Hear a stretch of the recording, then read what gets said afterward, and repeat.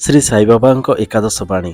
ଶିରିଡ଼ି ମାଟିରେ ପାଦ ଦେବା ମାତ୍ରେ ଯେକୌଣସି ବ୍ୟକ୍ତିର ସମସ୍ତ ଦୁଃଖ ଓ କ୍ଲେଶର ଅବସାନ ଘଟିବ। ମନୁଷ୍ୟ ଯେତେ ଦିନହୀନ ହେଲେ ମଧ୍ୟ ମୋ ମସଜିଦର ପାହାଚକୁ ଉଠିବା ମାତ୍ରେ ତାର ମନ ଅଶେଷ ଆନନ୍ଦ ଉଲ୍ଲାସରେ ପରିପୂର୍ଣ୍ଣ ହୋଇ ଉଠିବ। ମୁଁ ମୋର ଶରୀର ତ୍ୟାଗ କରିବା ପରେ ମଧ୍ୟ ସର୍ବଦା କ୍ରିୟାଶୀଳ ଓ ଶକ୍ତିମନ୍ତ ହୋଇ ରହିବି। ମୋ ଭକ୍ତମାନେ ଯେତେବେଳେ ଚାହିଁବେ ମୋ ସମାଧି କଥା କହିବ ଓ ସେମାନଙ୍କୁ ଆଶୀର୍ବାଦ ଦେବ। ସମାଧି ଭିତରେ ମଧ୍ୟ ମୁଁ କର୍ମକ୍ଷମ ଓ ଶକ୍ତିମନ୍ତ ହୋଇ ରହିବି।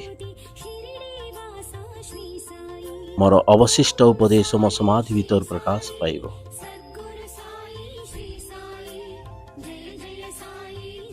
ଯେଉଁ ଲୋକମାନେ ମୋ ନିକଟକୁ ଆସି ନିଜକୁ ମୋଠାରେ ସମର୍ପଣ ପୂର୍ବକ ମୋ ଶରଣାପନ୍ନ ହୁଅନ୍ତି, ମୁଁ ସେମାନଙ୍କୁ ସହାୟତା ପ୍ରଦାନ ଓ ପଥ ପ୍ରଦର୍ଶକ ନିମିତ୍ତ ଚିରଜାଗ୍ରତ ରହିବି।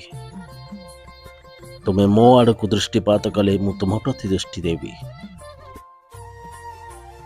ତୁମେ ମୋ ଉପରେ ନିଜର ସମସ୍ତ ଭାର ଅର୍ପଣ କର, ମୁଁ ନିଶ୍ଚିତ ଭାବରେ ତାହା ବହନ କରିବି। ତୁମେ ଯେତେବେଳେ ମୋ ଉପଦେଶ ଓ ସାହାଯ୍ୟ ଆବଶ୍ୟକ କରିବ, ସେତେବେଳେ ତାହା ସଙ୍ଗେ ସଙ୍ଗେ ପାଇପାରିବ। ମୋ ଭକ୍ତମାନଙ୍କ ଗୃହରେ କୌଣସି ପ୍ରକାର ଅଭାବ ରହିବ ନାହିଁ। ଓମ୍ ସାଇରାମ।